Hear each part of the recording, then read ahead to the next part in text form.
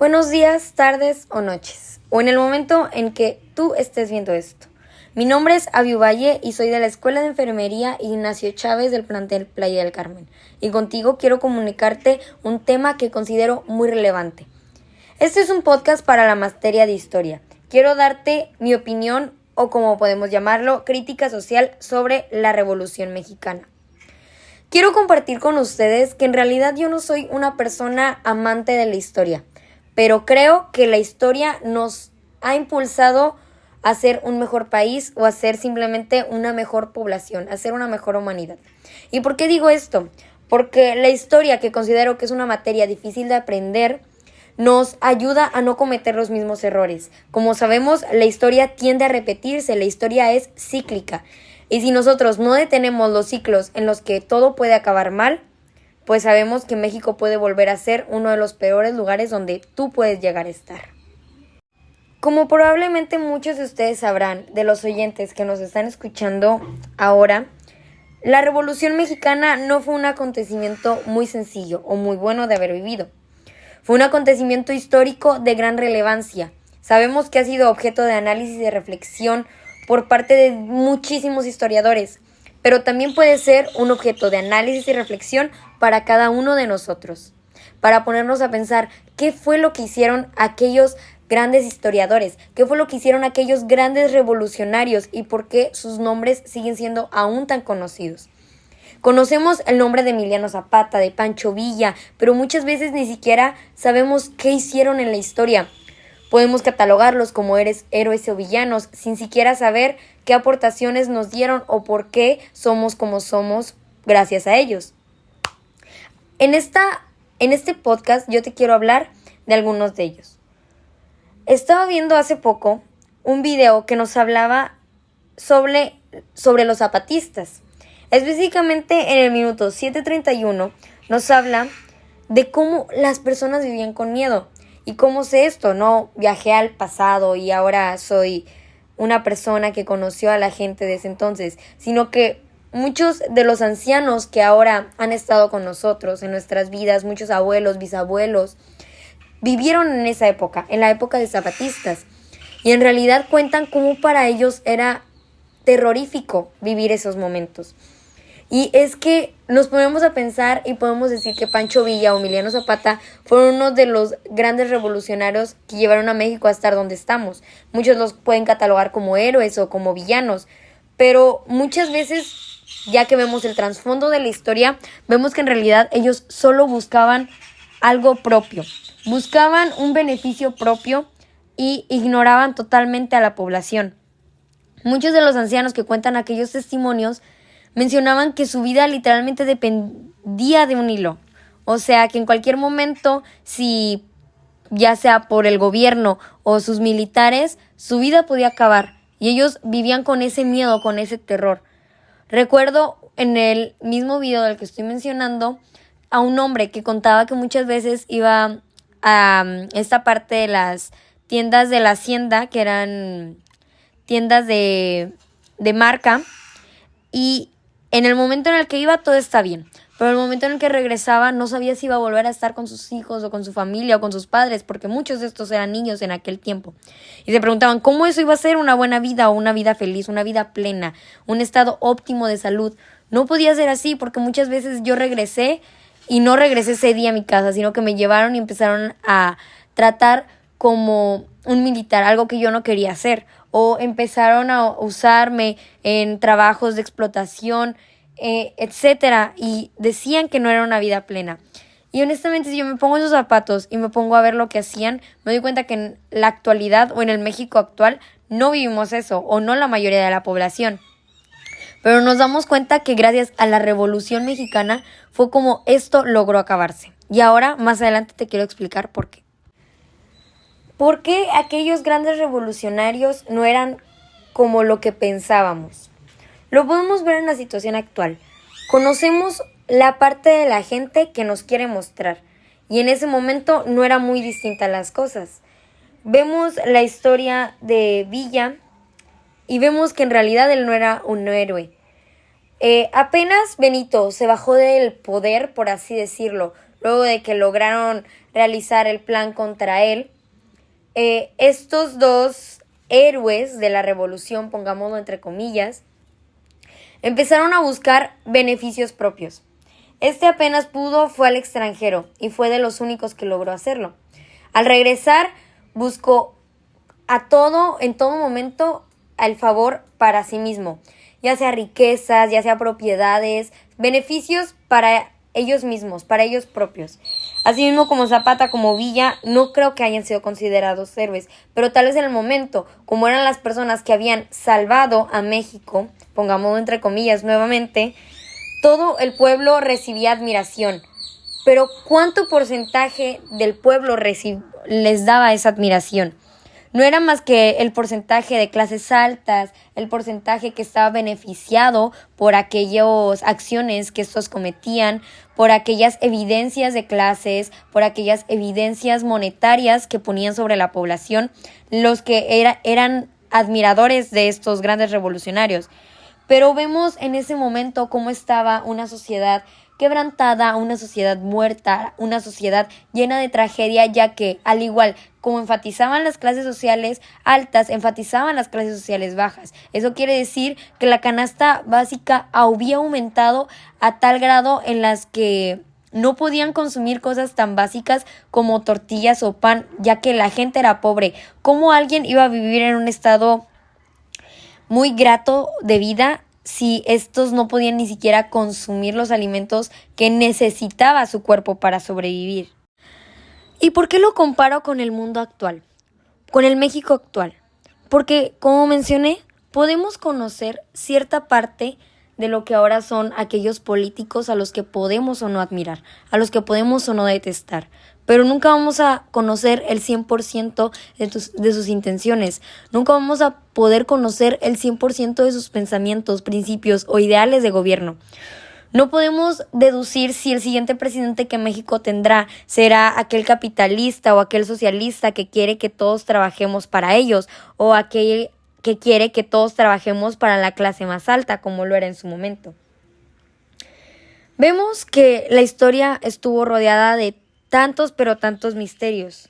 Uno de ellos, y se menciona en el video de Zapata no murió, en el minuto 7.21, vemos cómo ni el gobierno estaba tan podrido, pongámoslo en esas palabras, aunque puedan sonar un poco duras, que ni siquiera estaban como 100% seguros si habían matado a aquel gobernante o aquel ideal que querían destruir. Y es que en este mismo video, que como su título menciona, Zapata no murió, nos habla de que en ese entonces, según, mataron a Zapata, pero mucho más adelante, o bueno, esas fueron las noticias que recibió el pueblo, por el cual muchos se alegraron, ¿no? Se regocijaron ante la noticia. Pero más adelante vemos cómo muchos de los que estuvieron alrededor de como su muerte, por así decirlo, alrededor de la cremación, del funeral, etcétera, se dieron cuenta que la persona, y era más que obvio, que la persona a la cual estaban como sepultando no era Zapata, sino que era otra persona, creo que se llamaba Guillermo.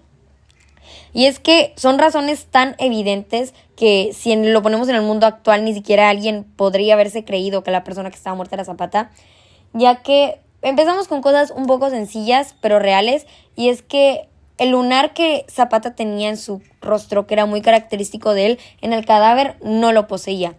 Y en algunas fotos el cadáver lo llegó a tener, ya que este era maquillado. Otra de las razones era que tenía todos sus dedos. Y ahora te preguntarás, ¿que tenía todos sus dedos? ¿Cómo eso va a ser una razón obvia? Zapata trabajó muchos años con su padre, y en esos trabajos que él realizó fuertes, se lastimó, o bueno, prácticamente se amputó un dedo, el dedo meñique de la mano, y es que el cadáver tenía absolutamente todos sus dedos y se le veían sus manos impecables, sin lesión alguna, lo cual para los allegados de Zapata se dieron cuenta que esto podría haber sido pues prácticamente imposible. Y si lo vemos en la historia nos damos cuenta que esa no fue la primera vez que pasó algo así, sino que por ejemplo cuando fue la muerte de Maximiliano, en realidad Maximiliano no murió. Y una de sus teorías es porque el que lo había mandado a matar era Benito Juárez, unos años antes de que Benito Juárez fuera derrocado del poder, y por el cual Benito Juárez subió al poder, fue la muerte de Maximiliano, y es que ambos eran masones. Lo vimos en semestres pasados y en historias pasadas, y yo creo que una de las grandes razones por las que Zapata no murió también pudieron haber sido estas. Pudieron haber sido conspiraciones en las cuales, pues obviamente no podían mandar a matar a alguien que era tan políticamente importante o que tenía tanta influencia en tal vez un mundo de clase social tan alta. Se dice que Zapata, después de su evidente no muerte, él estuvo con su padre y lo guardaron y lo mantuvieron como en secreto, más no se sabe más de aquel acontecimiento. Al igual con Villa. Cuando fue mandado a matar, fue una conspiración total. Y lo menciona en el video Villa como villano en el segundo 0.29.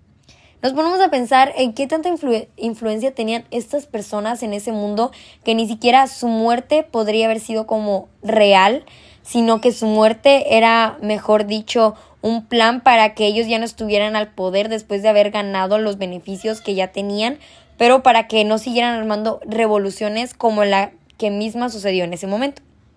Y para concluir el tema, dejando de lado aquellos grandes revolucionarios que fueron o no buenos, depende de tu criterio, yo quiero decir que lo que considero sobre la Revolución Mexicana, y es algo que comparto con un gran historiador, José Rogelio Álvarez, en 1991 él escribió una obra, Suma Mexicana, y aborda el tema de que la revolución fue un proceso transformador que sentó las bases para la construcción de la identidad nacional, citando aquel gran libro que escribió. Y es que creo que la transformación o la diferencia o los cambios en las etapas siempre van a ser importantes. Nosotros como humanos la tenemos desde pequeños. Empezamos creciendo, luego vamos a un momento de la niñez, en la infancia, que son los más grandes momentos en tu vida, considero yo. Luego la adolescencia, que son etapas que te van a marcar la vida, que te van a empezar a enseñar a regir tu carácter, a regir tu temperamento, etc. Y la adultez, en la que nos damos cuenta que todo lo que viviste antes te ayudó a terminar de ser la persona que eres. Si lo ponemos en un aspecto, hablando de un país, nos damos cuenta que empezar con poco puede hacer que termines con poco, pero también empezar con poco y buscar un proceso de transformación como lo fue la Revolución Mexicana puede hacer que sigas avanzando, sigas evolucionando como país, sigas incrementando alentar a esa población que tiene más sed de sangre. Eso fue lo que fue la Revolución Mexicana para mí. Pero ahora no es un país que tiene sed de sangre, tal vez tiene sed de actividad monetaria, etcétera. Pero ¿qué necesitamos? Necesitamos impulsar a la población. Y es que algo que mencionaba Alfredo Breceda en 1920 en su obra México Revolucionario, destaca cómo los ideales de justicia y libertad se entrelazaron con las realidades de la lucha armada. Y es que en realidad creo que fue gritos de auxilio del pueblo mexicano, en cómo ya no querían seguir viviendo en un país, en un México que ya no los escuchara. Creo que los personajes fueron tan importantes en esa época, pero desaprovechan la importancia que tuvo aquella población, que en realidad buscaba un país mejor. Creo que fue una de las primeras veces que México se pudo dar cuenta que esforzándose y luchando podían buscar un ideal, podían buscar ese ideal, ese México libertador, podían buscar que ellos tuvieran voz y voto como ciudadanos. Mariano Zuela en 1976 también menciona en su novela Los de Abajo, que está muy interesante porque hablaba de las clases más bajas de México, retrata la lucha de los campesinos y la violencia, lo que apenas mencionaba, el inherente conflicto revolucionario, esto a través de personajes. Él nos muestra la complejidad y las contradicciones de aquel tiempo, ya que como sabemos, uno de los gobiernos más importantes, como fue el de Pancho Villa o el de Zapata, como revolucionarios, nos damos cuenta que ellos no buscaban nada bueno para la población, sino sus propios beneficios. Pero en realidad ellos lo disimulaban, haciendo algo que tal vez nuestro gobierno actual hace, que es prometer, que es decirle a la población que va a hacer algo que al final no cumple, solo para que ellos puedan darle su voto. Creo que México se ha vuelto un país listo, Un país en el que si se sigue esforzando por conocer a los ideales de gobierno que podemos llegar a tener, podemos llegar a crear un México más independiente, un México más enfocado, un México menos socialista, un México que esté dispuesto a ayudarse con solidaridad entre nosotros y no contra nosotros mismos. Daniel Cosio Villegas, en 1972, en un análisis histórico que hizo, ese historiador profundizó en las causas y en las consecuencias de la revolución. Como sabemos, no fueron buenas. Sabemos que hubo derramamiento de sangre innecesario. Sabemos que hubo guerras, traiciones y, como mencionaba, testimonios de niños horrorizados, que hasta ahora lo ponemos en reflexión y hasta te da un sentimiento, te dan ganas de llorar, ¿no? Te dan ganas de sacar esas lágrimas de tus ojos, ponerte a pensar en cómo estaban los tiempos en ese entonces. Su enfoque nos permite comprender mejor los factores económicos y sociales, los culturales y todo lo que en ese momento fue influencia en el proceso de lo que sería un cambio radical. En resumen, estos autores nos llenaron de una visión diversa y enriquecedora de la Revolución Mexicana, contribuyendo así a nuestra comprensión de ese momento crucial en la historia de México. Creo que debemos aprender más de historia. Creo que nunca va a ser fácil comprenderla al 100%, pues no la vivimos en el momento, ¿no? Pero creo que si la logramos descifrar, encontraremos los errores que México no quiere volver a cometer. Los errores que como población no queremos volver a cumplir. Los errores en que no queremos volver a escoger a un gobierno que nos lastime a tal punto de romper nuestros principios como mexicanos y como humanos, como población, con esa solidaridad que hemos desarrollado. Eso sería todo por mi parte.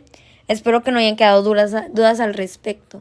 Muchas gracias por su atención y espero que nos veamos luego con más reflexiones sobre la historia, sobre la revolución y hasta luego.